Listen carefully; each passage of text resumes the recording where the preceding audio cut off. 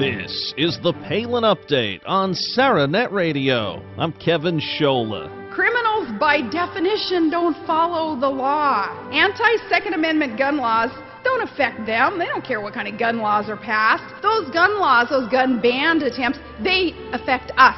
A busy week filled with Palin news, and we will get to all of it. Also, a great guest today, Scottie Hughes. The news director for the Tea Party News Network is here to discuss the assault on our Second Amendment rights, her visit to Piers Morgan's show, and much more. Sarah Palin remembers Dr. Martin Luther King Jr. on his special day. The governor also speaks out on the anniversary of Roe v. Wade, highlights an incredible young basketball player, and promotes a book that points out the shocking Army orders to remove some Christian symbols. Plus, Sarah Palin and Fox reportedly part ways, and the governor's scheduled to keynote a big event in the spring to honor Terry Schiavo. And our latest edition of Steel Resolve with Sarah Steelman is straight ahead. Now, let's welcome in Scottie Hughes, the news director and chief journalist for the Tea Party News Network, to the Palin Update on SarahNet Radio. Hi, Scottie. Thanks for joining us. Oh, thanks for having me, Kevin. The Tea Party News Network. Tell us about this. I know so many are starving for unbiased coverage of things. That's what our listeners continue to seek. You're doing that as well with this network. Well, you're not going to get unbiased. You're going to get the truth, and that comes from a conservative viewpoint. So, no, we are not unbiased. We are very biased because we're telling you exactly the truth, which usually makes the conservatives look good. Doesn't make the Republicans always look good, but it makes the conservatives look good. But wouldn't that be unbiased if it's the truth? I'd like to think so, but you know the way media's been defined these days. You're going to get an opinion from our viewpoint. We're going to ask questions. We're going to do interviews, just like you yourself would do. From the conservative, what does the conservative want to know? We're going to ask the tough questions to the Republicans just as much as the Democrats. Isn't that something, though? They've almost turned words around on us. I mean, we heard the other day how, what was the word, nullification is somehow racist. Here, you know, when you would ask 30 years ago, what does unbiased mean? And you come out and, you know, Tea Party issues saying things like, hey, the Second Amendment actually means something. You would think that that is just the truth, not any sort of bias there. But they've even turned words around on us, haven't they, the left? Well, you just sat there and said the worst word of them all. Tea Partier. Oh my goodness, how could you even be a Tea Partier? You know, the liberal left media has done such a great job of telling everybody that if you're a bigot, if you're a homophobe, if you're a racist, heck, if you hate big gulps, all of those things all in one, that's the evil known as a Tea Partier. And unfortunately, so many in this country have bought it, which makes me so angry. But the truth is, this is what's good about the Tea Party. We're going to spend the next 2 years, and we are going to rebrand, and we are truly going to fight what the liberal left media has done, because people still believe in the same values. They've just truly tried to make the word Tea Party become a curse word. The issue we've all been up in arms about is the infringement on our right to bear arms, our Second Amendment. What's going on here, Scottie? The president brings out children the other day, makes mention of Congress, but doesn't say much about the 23 executive orders he's signing. Whenever he doesn't like an outcome, he usurps our other branches and just makes it up. How can this be tolerated? Well, is this anything that you didn't expect when we re-elected him in November? And I want to say unfortunately, the United States, did re-elect him. We knew that he was going to be as close to a dictator. I did not think it was going to happen even before his actual inauguration. And there he goes a couple days before the inauguration and puts in 23 mandates, which were really a lot of fluff, in my opinion. Some of these should have already been done. Why do we not already have an ATF director? That's just crazy. And you're going to sit there, and he could have majorly brought them down and maybe said 6 or 7 mandates, but he sat there and prolonged them so much, it was almost like a forget you, Republican Party, look what I can do. I'm going to give you 23 mandates shoved down your throat, and you can't do anything about it. How bad is it gun-wise? People think the government's coming to our doors soon and will be trying to take our guns away. Where are we in this, and do these executive orders affect that type of action? The executive orders, there's different ones that I sit there and I read into, and I'm going, okay, some of them kind of do scare me. I don't like the idea that doctors can ask whether or not you have a gun in your house. I think that's very scary. especially considering all of our records are going electronic, and who knows, everybody can get into a computer. So I'm a little scared about that one. I'm also a little bit worried about the wonder about whether or not we can make we can never have a national registry of guns. That's been said. However, I'm just a little bit worried about them even making a state one, that they can't usurp that sometime. But there's just different things. But overall, it was really just a fluffy type 23 mandates. But he still had to make sure that he focused on the ones that he's going to try to put through Congress. And those were the ones that I laughed at when he did his press conference. You focused on those 3 or 4 things you want Congress to pass, but it didn't even mention the 23 that you were going to go over there and high-five and sign. Having the kids up there with him, isn't that the same old tactic he's been using, kind of, if you don't like these gun bans, then you want kids to be shot? Kind of like every other garbage move there's been, made. They try to make sure you're labeled something if you differ in opinion. You touched on this a little bit earlier, racist, sexist, whatever. Is this going to this just isn't it's getting worse. It's getting much worse, and he exploited children. I find it hilarious that on the same day that he's sitting there high-fiving these kids while he signs in these tyrannical mandates, the White House is complaining about the NRA's new ad, which shows his own children. Well, this I'll give President Obama credit. I bet that he asked before he ran for presidency the first time, Sasha and Malia, are you okay if Daddy runs for president? Sure, Dad, go for it. The second round, I would think he'd be a good enough dad to make the family decision. Are you guys okay with me running for president? If they would have said no, I think the President Obama probably might not have run. I'm going to just faith and trust that. However, we saw those children everywhere on the campaign trail, all the time on the campaign trail. But now, God forbid you point out the truth that my children are protected by guns, and you are absolutely evil for actually talking about them in an ad and saying the truth about them. So, no, that's exactly how they do. Once again, it's that guilt factor. And again, it wasn't even about them. It was about the situation. It was just driving home the point that you could say any president. It didn't even have to be him. You could say, or a government official, or a Hollywood. You could just say their children are protected. What about ours? It wasn't anything at the girls specifically. And where are these people? Where are the outcries when people say horrible things about Governor Palin's children? The typical hypocrisy of the left. That's it. Governor Palin can sit there. Unfortunately, in their book, she can do nothing right. I got so angry the other night at the Golden Globes. In fact, at one point, I literally took off my bedroom slipper and threw it at the television when I was so angry, because the point was they're sitting there praising. I praised Tina Fey and Katie Couric for what? How about the woman who you made this false movie about, and you people are sitting here giving each other Golden Globes? Are you kidding me? Am I missing something? And then to even continue it, they have Lincoln, the Republican movie, being introduced by Bill Clinton. I mean, I felt like I was in the Twilight Zone watching this. So I finally when Bill Clinton came on stage, I said, that's it. I'm done. My blood pressure will not be able to handle it if I keep watching it. So no, Governor Palin can't do a single darn thing right to the left. And unfortunately, to the moderates of the Republican Party, she can't either. But she still holds strong with those of us that are close enough to the base that we, luckily, here's the thing. Ronald Reagan used to ask his staff every morning, what did you do yesterday to make somebody angry? And one of his staff members once said, nothing. Well, you didn't do your job. And whether it's Governor Palin, whether it's a Katie Pavlich, whether it's a Michelle Markin or Senator Rand Paul or even Kevin himself, we are not here to make friends at this stage of the game. We are here to do what's right. And if it makes them angry, you know what? More power to you. You mentioned Rand Paul. He's saying the right things right now. We have Ted Cruz as well. But do we have enough? Will officials stand up to Obama on the gun deal?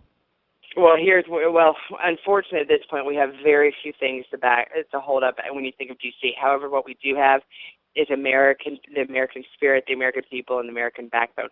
I guarantee this issue, if this issue really had the American people's support behind it, and if Barack Obama's agenda had the American people's support behind it, he would have proposed it after Colorado happened. But he knew if he would have started talking these tyrannical points and these mandates, he wouldn't have gotten reelected in November. So he just saved it until literally, I guess, a couple days before his inauguration to the second term, and that's when he introduced it. We had Ben Shapiro on recently. He's had his fun with Piers Morgan of late, and you had the chance to visit Morgan's show recently. How was that? Well, if you like being thrown into a shark tank covered in blood, Well, who doesn't, Scott? yeah, it doesn't. Sport. And here's a sport. Well, I'll be honest with you. It was my first introduction to network television, and I figured if I can survive that, I can survive anybody. I don't know what else would be worse. And it went from being a one-on-one interview to being on an 8-man panel. And for that second in the back of my mind, I thought, maybe this is how Governor Palin felt the first round. And so I knew that women had survived it before. But at this point, in all honesty, Pierce himself said very little words, both on or off camera, to me. Unless you're on his side, he does not agree with you. However, his staff was extremely accommodating, even after they realized that I was not on Pierce's side, and very kind, and invited me back the next night. But he himself is just as rude, and that's funny because you'd think the British are always so polite and nice. Not this Brit.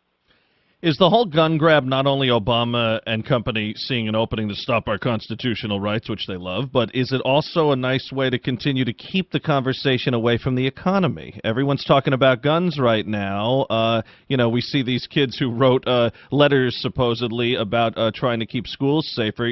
Perhaps some children would like to write some letters about the debt that they're being handed. Well, I think you hit the nail on the head. We've always seen it time and time and time after again. The Obama administration finds another way to distract America's attention. And some people, the black helicopter conspiracy theory people thought that maybe Colorado was done to distract from the fiscal cliff. And if that's true, then it's going to start backfiring real quickly. I don't necessarily go that far in my conspiracy theories, but I think you're right. I think this is something that Obama feels like he can win because he's going to use emotion. And unfortunately, he's going to use things like, well, if you don't go along with this, then you obviously hate kids. You obviously want children to die, which is the exact opposite of what we want to do. This is the gun legislation that we've got proposed in front of us. It's sitting here and basically punishing the good child for something the bad child does. And we all know that regardless, evil's going to do what they want to do. And if someone wants to get a hold of, if a criminal wants to get a hold of a gun, they're not going to go get a background check before. They're definitely not going to go get it now, and they're still going to get their hands on a weapon. It's disarming the good people who want to protect our families. What's the deal with Cuomo in New York and other libs talking about hunting all the time? They don't even know that that's not what the Second Amendment was crafted for. Doesn't that make them look even worse? Well, I wish they would all go hunting because that would be kind of funny to see. But the deer one, hunter I zero. would love to actually see him in full camo and orange and all of that, and that would be absolutely interesting. And then we would write an article about the animal that they killed and send it to PETA, just so they could feel a little bit about what we get from it.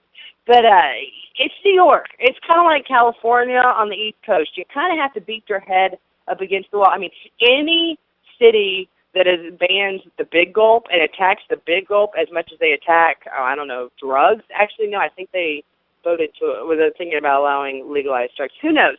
They just don't make sense. And that's the very sad part about it. And unfortunately, it's states like that they use to manipulate and make everybody think that's what the entire country should be following and the entire country should be thinking about. Well, again, as I always point out, and it's usually the case to stay awake sometime during these long days, we can tell Mike Bloomberg I am having a large Pepsi right now, so I hope no one takes me out of here before this interview ends. Enjoy it. Scotty, one Tea Party group has suggested Governor Palin takes the lead in this fight for our Second Amendment rights. Good idea? I would be honored if Governor Palin would take the lead. Right now, that's like I said, people are trying to make the Tea Party word be a curse word, and I absolutely despise that connotation. The Tea Party is what really revolutionized and helped the revolution 240 years ago, which, by the way, we are celebrating our 240th anniversary this year. And you know what? I think there's no better time to celebrate than by doing it again. So, no, I would be thrilled to see Governor Palin. She was one of the people that helped restart it. She was one of the people say it by this. The true conservatives will not blame Governor Palin for the loss of the presidential bid against McCain. They blame McCain. Moderates don't win, and the establishment Republicans trying to keep selling us that story. And once again, we thought maybe they learned it after the McCain loss. Nope, we tried to give us Romney this year. It was not Governor Palin. Just at the time, I didn't think it was with our current vice president nominee. So no, Governor Palin stepping up, and other good people, like you said, Ted Cruz, Marco Rubio goes back and forth with me, but Rand Paul, we've got former Senator DeMint, we've got some great people that if they step up and they take the flag, I think we have a chance. In fact, I know we have a chance to reclaim this country. Well, you're one of the voices out there. You're doing a great job. How's the family? The family is fantastic. Glad that I'm home for a couple of days, and then I get to go back to New York and Washington to celebrate our new president. Yeah, well, we'll see. Enjoy, Scotty. Keep fighting like a girl. You're doing a great job. And go Skyhawks. Thank you. Now, that's an honor right there. See that? Those of you not in the know, a Tennessee Martin reference. Thanks, Scotty. Thank you. Talk to you later. For more on Scottie Hughes and the Tea Party News Network, visit tpnn.com. This past week, Americans honored Dr. Martin Luther King Jr., 30 years since President Reagan signed the King holiday into law. Sarah Palin took to social media to speak about King, saying we continue to look to Dr. King's teachings, which show us that our efforts, though seemingly futile at times, really do matter, that one person's faith in something greater than self can lift all mankind, and that character alone should be the means whereby a person is measured rather than the external things on which our society fixates. Palin went on to recall King's commitment to freedom and also mentioned Abraham Lincoln's dedication to the same. Palin says we will not squander what their efforts have wrought. We will not take for granted the blood that has been shed, and we will not fail to do our part to help preserve the freedoms that are uniquely American. Thousands of pro-life supporters marched on Washington this past week, the annual March for Life. Governor Palin congratulated those marching for standing up for the unborn and then blasted Barack Obama for his pro-abortion policies. Palin pointed out how the president continues to highlight children in his speeches while gutting our Second Amendment, but at the same time, as a senator, he couldn't even support the Born Alive Act that would save the lives of babies already born. Palin says our freedoms are being compromised, our common sense insulted, and our children exploited. We must be vigilant and engaged, and we must remain hopeful that a better day is coming. Governor Palin always has her finger on the pulse of the nation in many aspects, and she really drove some of us to tears this past week by showcasing the heartwarming footage of a young man in Michigan. Owen Grosser, an 8th grader with Down syndrome, drained 2 3-pointers for his junior high basketball team. He sent the crowd into a frenzy, and thanks to his social media backers, he even made it on ESPN. Governor Palin calls this a beautiful reminder of what gifts from God these children really are. Sarah Palin also asked the question this past week, what are we succumbing to, America? The governor is referring to the Army ordering the removal of Christian symbols from a chapel at a remote American base in Afghanistan. This to appease, quote-unquote, soldiers with minority religious beliefs and atheists who often feel like second-class citizens. Palin then recommends Todd Starnes' new book, Dispatches from Bitter America, which dissects the ongoing culture war. To see any of Governor Palin's postings in their entirety, check out the Sarah Palin Facebook page. Well, Governor Palin and Fox have reportedly parted ways. After 3 years as a contributor on the channel, Palin is leaving the network. She was reportedly offered a contract by Fox, and she decided not to renew. We really enjoyed her Fox segment. She did an incredible job, and we can't wait to see what's next for the governor. It has been announced that Sarah Palin will be the honored speaker at the Terri Schiavo Life and Hope Network's Award Gala in April. What a perfect way to honor the memory of the inspirational Terri Schiavo with Governor Palin, who holds the highest respect for the sanctity of life. For more information on the event or to purchase tickets, visit terrisfight.org. That's Terry's Fight, TerrisFight.org. Now it's time for our weekly commentary, Steel Resolve. Here's Sarah Steelman. Thanks, Kevin. A perfect example of government not working is the pork pack Sandy relief package that passed the House and the Senate.